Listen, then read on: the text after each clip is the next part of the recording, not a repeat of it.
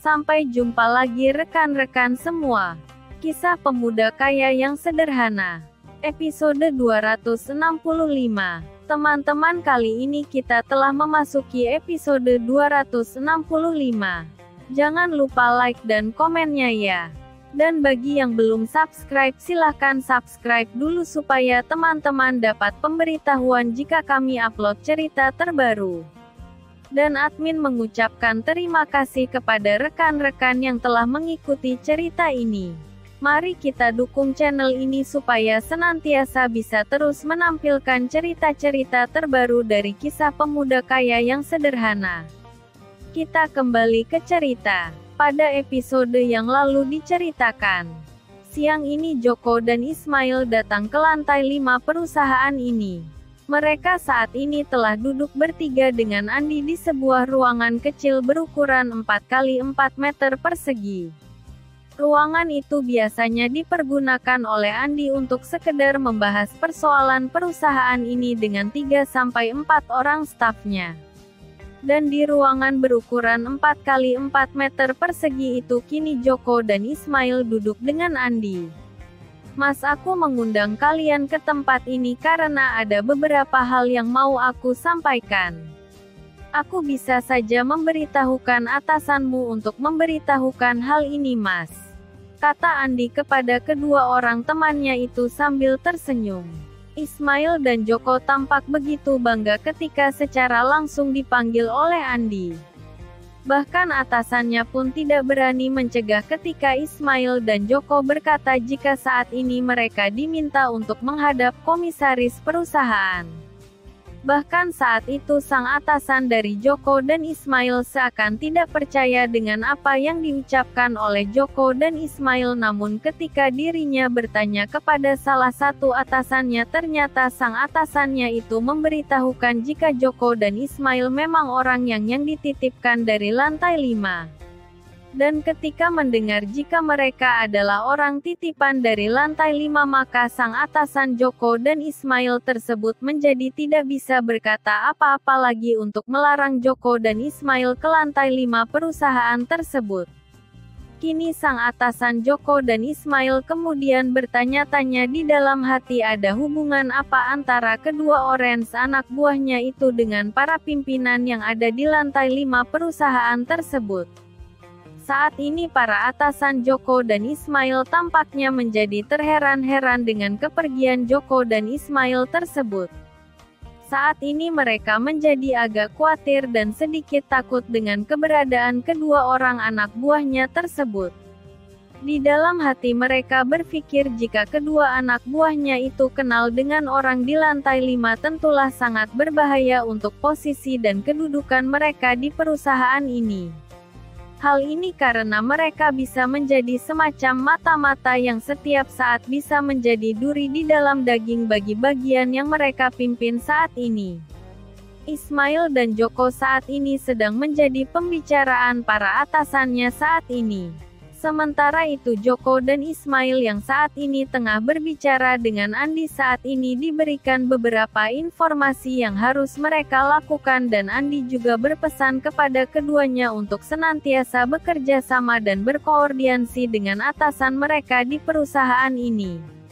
Andi kemudian memerintahkan Joko dan Ismail untuk senantiasa siap siaga karena dalam beberapa hari ke depan mereka akan diperintahkan untuk melakukan sebuah kegiatan yang saat ini sedang disusun oleh Andi. Dan setelah pertemuan dengan kedua temannya itu selesai, Andi siang itu kemudian meninggalkan perusahaan itu untuk mengunjungi salah satu perusahaannya yang saat ini dipimpin oleh Pak Theo. Jam 1 siang Andi telah sampai di perusahaan itu dan tadi sebelum meninggalkan perusahaan Andi telah menghubungi Alex dan Lisa jika dirinya akan datang ke perusahaan tersebut. Di perusahaan itu Andi kemudian mendatangi Lisa dan Alex. Andi dan Alex yang sudah beberapa lama tidak bertemu kemudian terlihat dalam sebuah obrolan, sementara itu Lisa tampak duduk di samping Andi. Saat ini Andi menjelaskan rencananya untuk mempelajari rencananya membeli sebuah perusahaan dari patungan ketiga orang tersebut. Andi juga memberitahukan jika perusahaan milik keluarganya saat ini telah berencana mengakuisisi 1-2 buah perusahaan. Andi kembali menawarkan kepada Lisa dan Alex untuk bekerja sama dalam proses akuisisi perusahaan karena saat ini banyak perusahaan berjatuhan dan dipindah tangankan dengan nilai yang relatif murah dari biasanya. Andi kemudian memberitahukan kepada Alex dan Lisa jika dirinya sempat terlintas untuk membuat sebuah usaha yang akan tetap survive dalam kondisi seperti ini. Ternyata Andi terlihat sangat cerdas dalam mempresentasikan calon bisnis barunya itu kepada Lisa dan Alex sehingga saat itu Alex dan Lisa langsung setuju untuk join di usaha barunya tersebut. Berapa persenan enaknya aku join di usaha itu? Kata Alex kemudian. Ini nilainya hanya 1/3 dari perusahaan ini Lex karena perusahaan itu kan nyaris bangkrut. Dan saat kita akan beralih ke bisnis baru aku berpikir mungkin nilainya belinya ditambah segala sesuatunya menjadi setengah dari perusahaan ini. Kalau aku lihat beberapa waktu lalu dari proposal yang mereka sampaikan malah luas tanahnya mungkin 2 kali lipat dari perusahaan ini Lex. Kata Andi kemudian. Dan mendengar kata-kata Andi itu Alex kemudian berkata bagaimana kalau aku sepertigaan apakah boleh An? Tanya Alex kemudian. Dan mendapatkan pertanyaan dari Alex tersebut Andi terlihat tersenyum dan kemudian berkata, boleh saja Lex. Dan aku juga belum tahu Lisa apakah mau 1/3 atau bagaimana. Lisa kemudian menjelaskan jika sebaiknya kepemilikan modalnya Andi 40%, Alex 35% sedangkan dirinya mungkin hanya sekitar 25% dari total biaya yang harus dikeluarkan oleh ketiganya. Wah setuju aku Liz dengan yang seperti itu. Kata Alex kemudian. Dan mendengar apa yang dikatakan Alex Andi kemudian menjelaskan mungkin besok proposalnya akan dibawa ke perusahaan ini untuk dipelajari di perusahaan ini.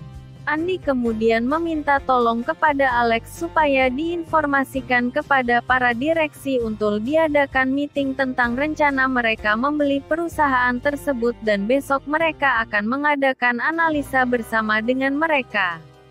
Dan setelah pembicaraan tersebut kini Lisa dan Andi tampak sedikit berbeda.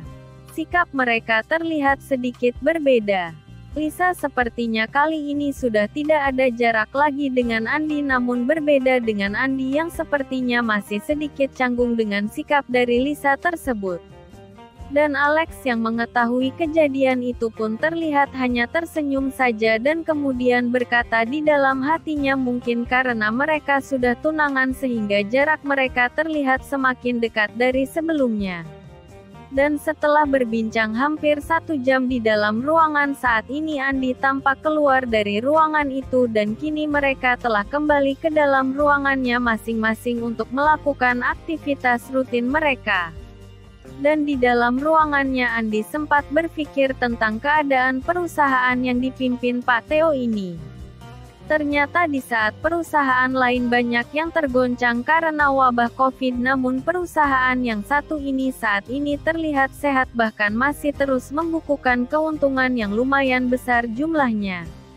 Andi saat itu kemudian berpikir akan mengambil salah seorang dari direksi di perusahaan ini untuk memimpin perusahaannya jika kelak perusahaan yang akan diakuisisinya itu menjadi kenyataan. Saat ini Andi terlihat yakin dengan para pimpinan di perusahaan ini adalah orang-orang yang bisa dipercaya dan bisa dibuktikan dengan kinerja perusahaan ini yang semakin baik walaupun di tengah situasi yang saat ini semakin tidak menentu. Sementara itu di perusahaan lain tepatnya di tempat kerja Johan. Johan hari ini tengah melakukan aktivitas rutinnya yaitu menginput data-data transaksi hari kemarin. Ternyata data-data hari kemarin telah diselesaikan Johan hanya dalam kurun waktu kurang dari 4 jam saja. Ternyata pekerjaan Johan yang cekatan itu mendapatkan apresiasi yang cukup bagus dari atasannya sehingga atasan Johan kemudian pelan-pelan mulai mengajari Johan dengan pekerjaan lainnya pada bagian tersebut. Ternyata ijazah Johan yang hanya SMA tidak menghalangi Johan untuk bekerja pada pekerjaan yang biasanya dilakukan oleh para sarjana. Ya, di bagian itu Johan adalah satu-satunya karyawan yang pendidikan dasarnya SMA, sedangkan karyawan yang lain semuanya minimal S1, bahkan sebagian lagi menempuh PENDIDIKAN S2. Dan ketika sang atasan mengajari sebentar, ternyata Johan mempunyai daya tangkap yang bagus dan dengan cepat Johan bisa melakukan tugas yang diberikan atasannya tersebut. Hal itulah yang membuat para atasan begitu cepat menyukai Johan di perusahaan tersebut. Bahkan akhirnya Johan mendapatkan pekerjaan yang lebih banyak dari para rekan kerjanya yang lain. Namun ternyata hal itu tidak membuat Johan sakit hati. Bahkan Johan terlihat senang melakukan semua itu karena Johan merasa inilah saatnya bagi dia untuk bekerja dan memahami pekerjaannya secara lebih baik lagi. Bahkan tak jarang Johan dengan sukarela membantu teman-temannya yang sibuk dan mengerjakan tugas-tugas mereka itu. Dan ternyata baru beberapa hari bekerja di perusahaan itu Johan semakin dekat dengan teman-teman kerjanya. Bahkan teman-teman kerjanya saat ini pun tidak ada yang tahu jika Johan ternyata bukanlah seorang sarjana seperti mereka. Saat ini mereka beranggapan pastilah Johan juga seorang sarjana seperti mereka, soalnya Johan terlihat lincah dan cekatan di dalam bekerja dan Johan juga selalu nyambung jika diajak berbicara dengan mereka. Dan baru beberapa hari bekerja Johan terlihat semakin dekat dengan teman-temannya. Bahkan atasan Johan pun sampai dibuat bingung karenanya.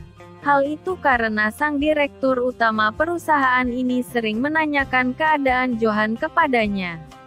Dan sang pimpinan perusahaan itu beberapa kali berpesan untuk menjaga supaya Johan bisa betah bekerja di perusahaan ini.